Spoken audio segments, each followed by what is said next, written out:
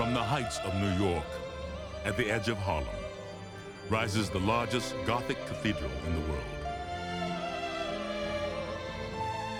Yet for all its size and grandeur, St. John's is a generous and welcoming place. People from all across the city call it their spiritual home.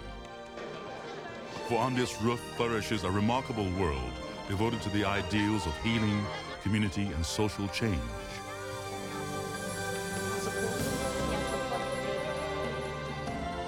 The Cathedral of St. John the Divine.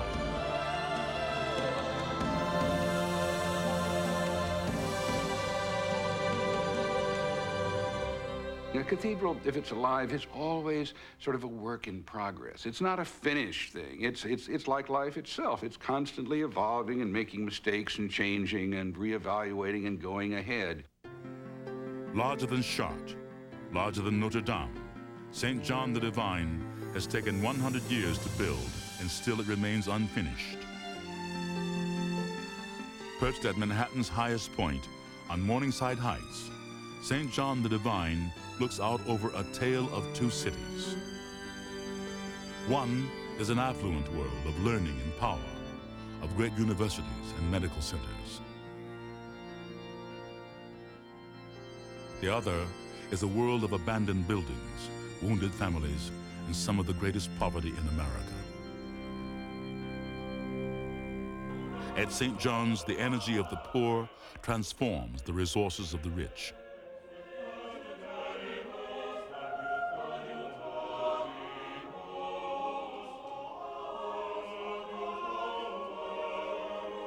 We feed both the body and the soul in this massive sanctuary that's at the same time a massive soup kitchen. That's what a living cathedral is all about.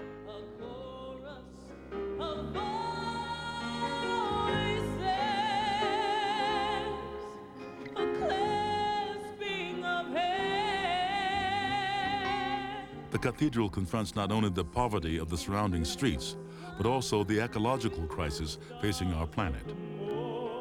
For the annual feast of St. Francis, thousands of creatures, elephants and camels, bees and birds, are brought together to be blessed. It's a celebration of the whole earth as a sacred space, and a call to all of us to protect the environment.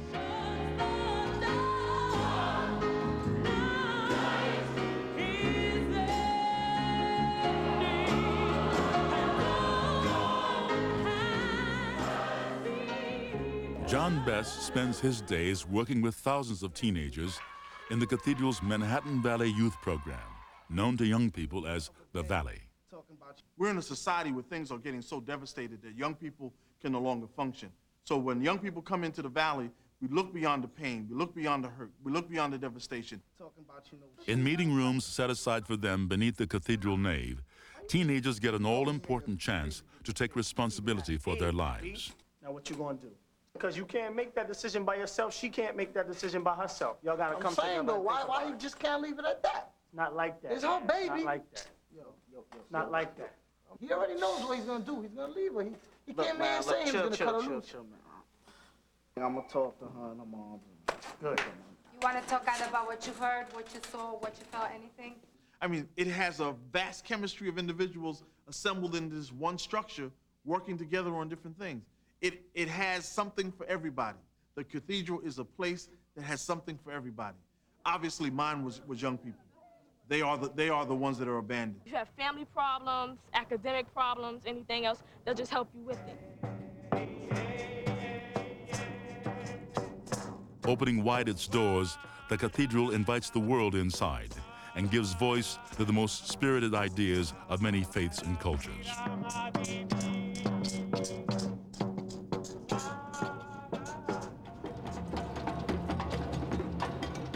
At St. John's, everybody is welcome to celebrate the seasons of their lives. Do you guys know how long the cathedral is? Anyone have any idea? Do I got any football players here? The cathedral's 2 football fields long. Oh my God. 600 feet long, and you know what? I have part of the organ on the back wall. I'm gonna play that back part of the organ with the front part. And here's the sound delay. I know. A living cathedral is full of music and mystery and the delight of children, as organist Dorothy Papadakis so well knows. Organ stop in the whole world. It's awesome, huh? Hey, you guys want to hear something really scary? Yeah. Spooky. Okay. This is the Phantom of the Opera.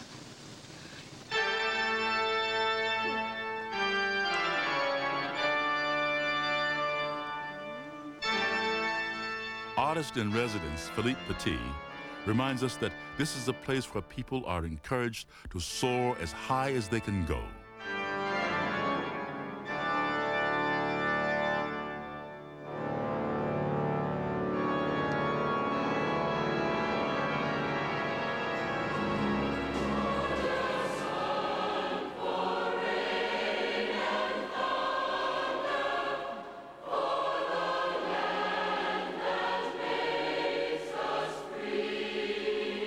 St. John's is a gathering place for artists whose work goes straight to the heart.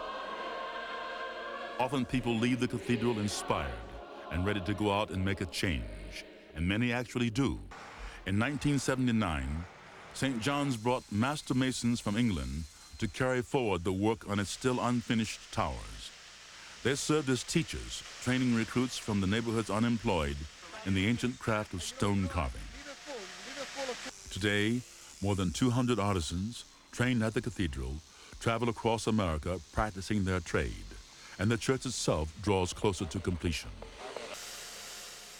6 years ago, Edgar Reyes came here as an apprentice. Now he is responsible for all the automated machinery used in the cathedral stoneworks. My stepfather used to drink and used to come home and abuse us. So at an early age, I was out of my house. Always had the attitude that nobody cared about me. Always felt negative and sad and depressed. And then I got involved in a program down here called Manhattan Valley. They showed you that there is somebody that do care if you want to care. And you could say that's how my whole career got started. And every year you see the tower go up a little bit, and you say, wow, that's beautiful. And it's being done by me. I owe a lot to the church in particular, because they gave me an opportunity to really express who I really was. From the soup kitchens and the homeless program and the AIDS program to the arts program, which includes Poets Corner and the dance and the music, it is, as James Morton envisioned, the complete pure idea of a cathedral in its highest form, which is a center of everything good and best about what it is to be a human being.